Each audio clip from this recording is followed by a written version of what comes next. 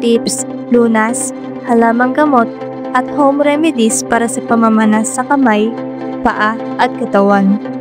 Ang pamamanas, na kilala rin sa tawag na edema, ay ang pagkakaroon ng sobrang liquid sa mga tisyo ng katawan na nagdudulot ng pamamaga.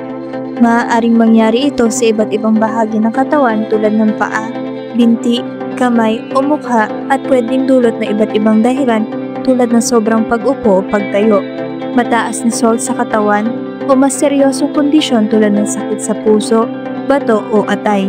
Bagamat mahalaga ang pagkonsulta sa doktor para sa tamang diagnosis at gamutan, may mga natural na paraan din upang mabawasan ang pamamanas gamit ang mga halamang gamot at home remedies. Pang-una, Epsom Salt Soap. Ang Epsom salt ay isang mineral na may magnesium sulfate na kilala sa kakayahang mabawasan ang pamamaga at sakit. Paano ito nakakatulong sa pamamanas? Ang magnesium ay nagpaparelax sa muscles at nagpapababa ng pamamaga. Ang pag-soak sa maligamgam na tubig ay nagpapabuti rin sa sirkulasyon na tumutulong sa pag-alis ng tubig. Paano ito gamitin? Paghanda ng maligamgam na tubig sa batya. Magdagdag ng 1 hanggang 2 tasang Epsom salt at haluin hanggang matunaw.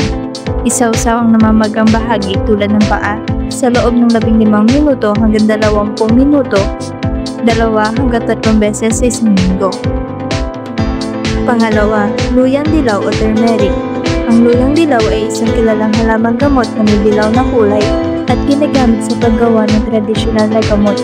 Naglalaman ito ng curcumin, isang compound na kilala sa anti-inflammatory properties nito. Paano ito nakakatulong sa pamamanas? Ang curcumin ay tumutulong sa pagpigil ng mga chemical sa katawan na nagdudulot ng pamamaga. Kapag nabawasan ng pamamaga, mas madaling maalis ang sobrang likido sa mga tissue. Bukod dito, may antioxidant din ito na nagtatanggal ng mga nakakapinsalang free radicals sa katawan. Paano ito gamitin? Pag-inom, magtimpla ng turmeric tea, pakuluan ang 1 kutsaritang turmeric powder sa 2 tasang tubig sa loob ng 10 minuto. Pwedeng lagyan ng honey o lemon para sa lasa. Uminom ng 1 hanggang 2 beses sa isang araw. Pampahid. Gumawa ng paste sa pamamagitan ng paghahalo ng turmeric powder at kaunting tubig. Ipahid ito sa namamagang bahagi, takpan ng bandage at iwanan ng 30 minuto bago hugasan. Gawin ito ng 2 hanggang 3 beses sa isang linggo. Pangatlo, luya o ginger. Ang luya ay isang ugat na halaman na karaniwang ginagamit sa pagkain at gamot. May taglay itong gingerol na may anti-inflammatory at antioxidant properties. Paano ito nakakatulong sa pamamanas? Ang gingerol ay nakakabawas ng pamamaga sa katawan sa pamamagitan ng pagpigil sa mga prosesong nagdudulot nito. May diuretic effect din ito, tumutulong sa pag-alis ng sobrang tubig at asin sa katawan, kaya nababawasan ang pamamanas. Paano ito gamitin?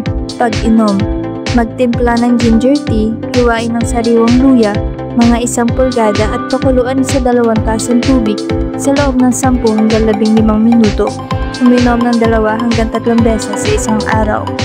Pampahid, durugin ang sariwang luya at ipahid sa namamagang bahagi.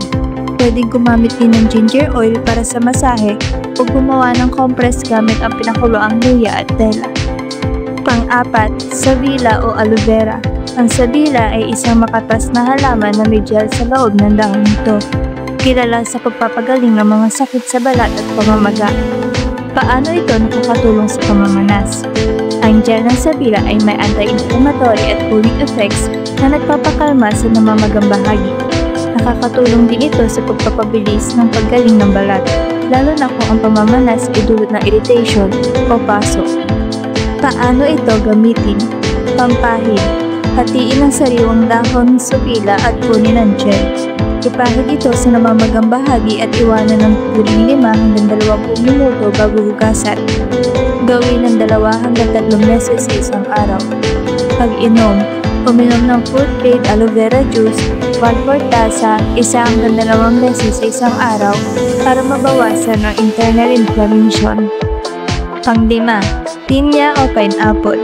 Ang pinya ay isang masarap na prutas na may enzyme na bromelain na epektibo laban sa pamamaga. Paano ito nakakatulong sa pamamanas? Ang bromelain ay tumutulong sa fat breakdown ng mga protina na nagdudulot ng pamamaga, lalo na sa mga kaso ng pamamanas dulot ng maga o operasyon. Nakakabawas din ito ng sakit at discomfort. Paano ito gamitin? Pagkain. Kumain ng sariwang pinya araw-araw, lalo na sa umaga. Pang-anim, papaya. Ang papaya ay isang prutas na may papain, isang enzyme na katulad ng bromelain sa kakayahang mabawasan ang pamamaga. Paano ito nakakatulong sa pamamanas?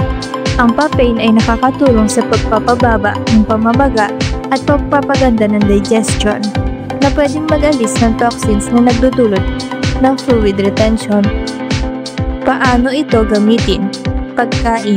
Kumain ng hinog na papaya araw-araw. Pampahid. Durugin ang papaya at ipahid sa namamagang balat bilang paste. Iwanan ng 15 minuto bago hugasan. Pangpito, pipino o cucumber. Ang pipino ay isang gulay na puno ng tubig at kilala sa cooling effect nito na nakakatulong lalo na sa pamamaga ng balat. Paano ito nakakatulong sa pamamanas? May antioxidants at mild diuretic properties ang pipino na tumutulong sa pag-alis ng toxins at sobrang tubig sa katawan. Epektibo rin ito sa pagpapakalma ng namamagang mata o balat. Paano ito gamitin? Pampahid. Hiwain ang pipino at ilagay sa namamagang bahagi, halimbawa mata, sa loob ng 10 hanggang 15 minuto. Pagkain. Kumain ng sariwang pipino o idagdag sa salads araw-araw.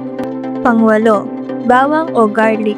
Ang bawang ay isang halamang gamot na may malakas na amoy at maraming benepisyo sa kalusugan, kabilang ang pagbabawas ng pamamanas.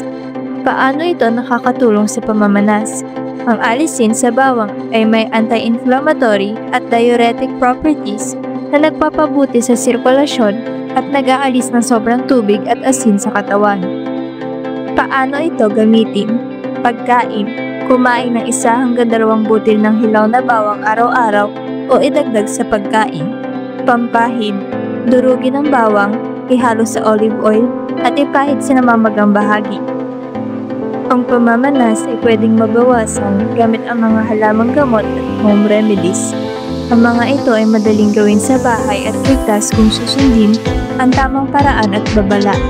Gayunpaman, kung ang pamamanas ay hindi nawawala, lumalala o may kasamang sintomas tulad ng pananakit ng dibdib o hirap sa paghinga, mahalaga magpakonsulta agad sa doktor.